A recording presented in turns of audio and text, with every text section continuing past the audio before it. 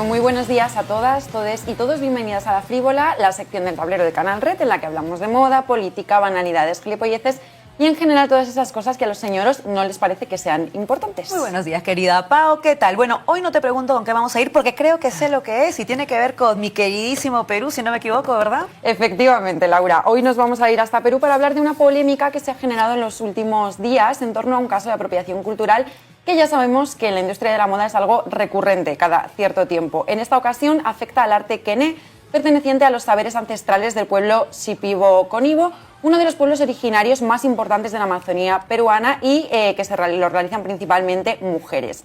Quené significa diseño y es un arte hecho con tintes y materiales naturales inspirado en la introspección inducida por las visiones alucinógenas de la ayahuasca y la chacruna, y se compone de unos patrones y símbolos preciosos que se utilizan para decorar multitud de cosas, desde el propio rostro hasta la cerámica, las paredes y, por supuesto, también el textil, la ropa. Y tiene muchísimo simbolismo. Un día podemos dedicar La Frívola entera a hablar de ello porque yo me he quedado fascinada con el tema. Pero bueno, la polémica de estos últimos días tiene que ver con una diseñadora peruana, Anis Samanet, que en un panel de un evento llamado Orígenes 2024 de la Asociación de Moda Sostenible del Perú en el distrito de Barranco de Lima y acompañada de José Forteza, editor de Vogue en México y Latinoamérica, el otro día pronunció unas palabras que no tuvieron precisamente una buena acogida entre la comunidad indígena. Vamos a comprobar por qué. Adelante vídeo. Bueno, voy con Mario a esta comunidad shipiba y les digo, me encantaría trabajar con ustedes para hacer una colaboración, no colaboración, pero que ustedes me enseñen un poco más de su cultura y yo les puedo enseñar a cambio mi experiencia en el diseño. De frente me dijeron, no me querían cobrar, les cuento cuánto me quería cobrar el shereque. Yo también soy peruana, que yo haya nacido en la costa no significa que sea menos peruana que ellos.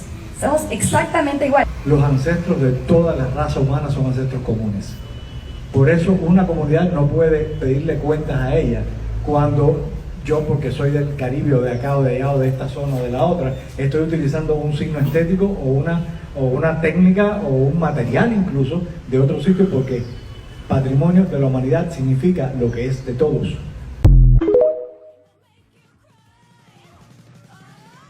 Dios santo, hermana, ¿cómo puedo escuchar esto? Me querían cobrar. Yo también soy peruana. Bueno, yo también soy peruana y esa intervención desde luego no me representa.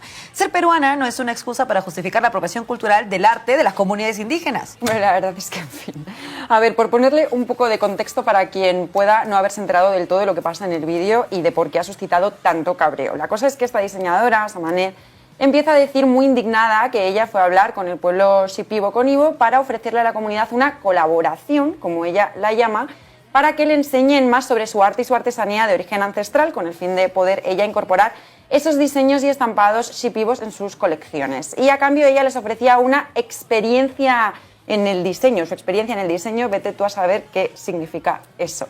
Y bueno, claro, pues la comunidad shipiba le dijo que de eso nada, que querían cobrar, como es lógico, por compartir su trabajo, porque es su trabajo, su propiedad artística y creativa de origen ancestral, además, con muchísimo significado, además, en términos espirituales, curativos incluso, e históricos, que trascienden muchísimo la estética y la decoración sin más. Y encima era algo con lo que Samanet sí pensaba obtener lucro luego a través de comercializarlo con su marca, cosa que, por cierto, terminó haciendo, lo podéis mirar en redes. Y pues bueno, a ella le pareció fatal que, como querían cobrarle, que ella también era peruana y claro, no sé claro. ¿Cómo te van a querer cobrar en una escuela de baile por las clases de flamenco y sevillanas a ti, Paola, que eres española de toda España? Claro, eso es súper incluso peor, ¿no? Porque estamos hablando de las comunidades indígenas que están sistemáticamente oprimidas e invisibilizadas muchísimo más. O sea que, en fin. La cosa es que el vídeo del panel se ha hecho súper viral. En TikTok, ayer cuando lo miré, llevaba como 31.200 me gusta, ahora seguramente sean más porque va subiendo a la velocidad del relámpago. Por cierto, el editor de Vogue, que está allí, tampoco se queda corto y en este vídeo que hemos puesto no sale, ¿no? Pero lo podéis buscar también, que se ponía a decir, para darle la razón a Samanet, dice, en plan, es como si agarráramos el aire y yo llegue a Perú y me digan no puedes respirar en Perú porque tú naciste en La Habana, entonces tengo que hacer una versión del aire peruano para poderla yo respirar. Y dice también, yo te voy a respetar, pero tampoco te pongas difícil porque la realidad es que tú has mantenido este ancestro tan mono. Si no fuera porque ella, refiriéndose a la diseñadora, hizo esto, tú sigues muriéndote de hambre con el ancestro. O sea, que encima el pueblo shipibo tiene que darle las gracias a las pitucas blancas por existir, lo que faltaba ya. Menos mal que creo que la propia comunidad shipiba ha reaccionado con bastante firmeza haciendo frente a estos discursos absurdos, ¿no? Sí, a ver, ha habido muchas reacciones, incluso institucionales, porque el Ministerio de Cultura emitió un comunicado en el que rechazaba los comentarios de Samanez y Forteza y decía reconocer el arte quene, declarado Patrimonio Cultural de la Nación en 2008, y reiteraba el deber multisectorial para salvaguardar los conocimientos tradicionales y eliminar la apropiación cultural y la discriminación. Pero, como decías, Laura, las reacciones más importantes han llegado de parte de la propia comunidad shipiba. El artesano Paulo Mainas, por ejemplo, publicó un vídeo donde explicaba perfectamente cuál es el problema con todo este asunto. Vamos a verlo. Paulo Mainas, soy artesano shipibo conibo de la región Ucayali. Tras escuchar el discurso de la diseñadora, estamos totalmente desacuerdo con lo que dijo, en la cual nosotros no vamos a permitir que se exprese de esa manera. ¿Por qué? Porque está queriendo conocer un poco más de nuestra cultura y dentro de ese conocimiento quiere generar más dinero para ella. ¿Por qué no podemos permitir? Porque eso es lo que genera, es nuestra economía como nosotros de pueblos shipibo originarios, en la cual nuestros artesanas como yo y muchos más de nuestra región Ucayali, esto es el sustento de nuestras familias. Con eso nos han hecho estudiar nuestros abuelos y no podemos permitir de ninguna manera que vengan y solamente quieren hacer colaboración. ¿Dónde van a quedar nuestras comunidades nativas cuando ya hagan la colaboración y vayan fuera a exportar? ¿Cuál trabajo van a dar a las comunidades nativas en la cual nos vamos a sentir olvidados? Y no podemos permitir más que se sigan haciendo eso y se sigan vulnerando nuestros derechos, en la cual exigimos respeto por nuestra cultura, por nuestros ancestros y por nuestro trabajo, porque eso para nosotros es un trabajo. No podemos permitir que otras personas vengan y quieran lucrarse de eso.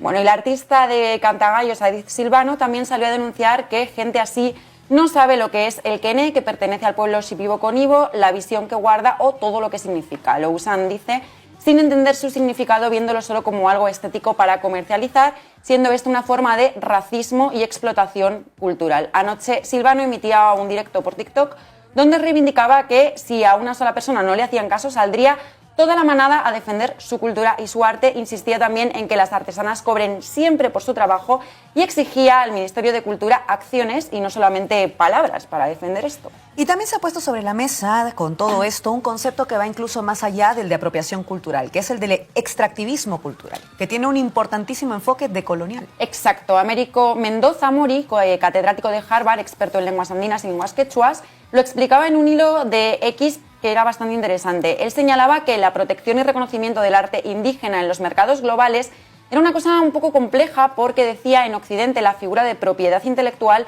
suele enfocarse en el individuo o en la corporación, pero para grupos indígenas está el aspecto colectivo y también son saberes que nacen de procesos históricos y culturales.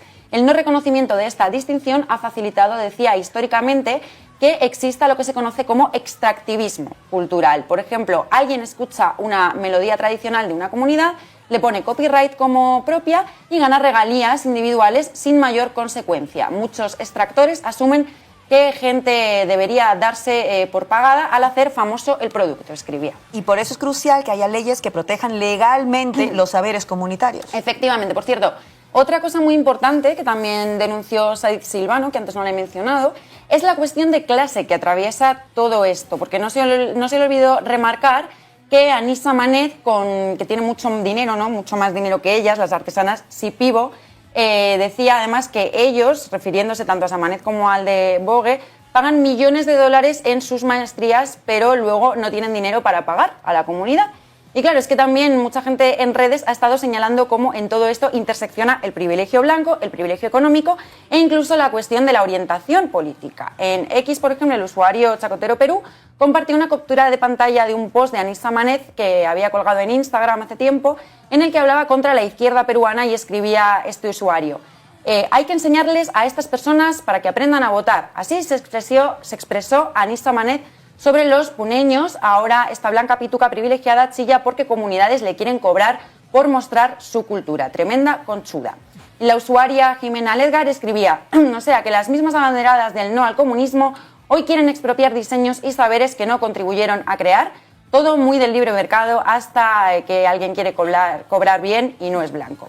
Luego, Cynthia Yamamoto, otra usuaria, recalcaba: no basta con publicidad con modelos marrones, se necesita un justo involucramiento del mundo de la moda con las comunidades nativas sin extractivismo cultural. Es que es un poco fuerte que después de todas las polémicas que se llevan ya denunciando durante tantos años sobre esto, se sigan teniendo que escuchar barbaridades semejantes. Total, de hecho ha habido tantas movidas en torno a la apropiación cultural y sobre todo tantísima resistencia y lucha de las comunidades y pueblos que ya hasta las grandes firmas muy capitalistas han acabado asumiendo por lo general que hay un mínimo aceptable para hacer las cosas cuando se busca eso que llaman inspiración cultural, ¿no? De hecho, con este tema, por ejemplo, también se ha visto que se ponía de ejemplo antagónico al enfoque de Samanet a Dior, que al parecer ha contratado a la diseñadora Sara Flores para reinterpretar desde el arte Kené el mítico bolso Lady Dior. Se supone que con el reconocimiento y el cash necesario como con cualquier diseñador o diseñadora, aunque bueno, luego Dior tiene otros temitas por otros lados, ¿no? Pero no es el tema de hoy, ya lo hablaremos también algún día. Y bueno, como estamos acabando ya y tenemos la inmensa suerte de contar aquí contigo, Laura, que tú no eres del pueblo Shipibo, pero sí eres peruana, no me gustaría irme sin pedirte un poco una opinión así general de cómo has visto tú todo esto, si es que ser peruana acaso te da el derecho, como dice esta diseñadora, a acoger sin pagar el arte indígena, o si es algo que se da por sentado desde determinados privilegios. ¿Tú cómo lo ves? Pues sin duda yo creo que lo que hemos visto es una expresión clara de pituquería, extractivismo. Esto es exactamente lo que ha hecho Anissa Manés. No es la primera vez, no será la última. Le comentaba a Pau cuando pensaba en me contaba que ibas a tratar ese tema en la sección, que estamos hablando de personas que literalmente desde su privilegio blanco creen que tienen derecho a tomar todo el territorio. Pero cuidado, eso no vale cuando se trata de ellos, porque esta señora Anissa Manés, que decía que había que enseñarle a votar a la gente del sur, que fue seguramente de las que defendió a Fujimori, claramente en las últimas elecciones en contra de los que votaron por Pedro Castillo, a esos hay que enseñarles a votar y si votan mal, que es lo que diría Samanés, fiel hija de Vargas Llosa, se encargan de eliminar esos votos. Pues yo creo que a estas personas de pituquería extractivista hay que decirles que a ustedes más bien lo que hay que enseñarles es democracia y respeto a los saberes ancestrales de las comunidades. Yo no soy shipiba y precisamente por eso tengo el cuidado de saber que esas personas tienen saberes tradicionales e historia peruana que por supuesto que hay que remunerar como corresponde. A Anissa Manés no le falta el dinero, lo que le falta es un montón de decencia. Muchísimas gracias, Pau.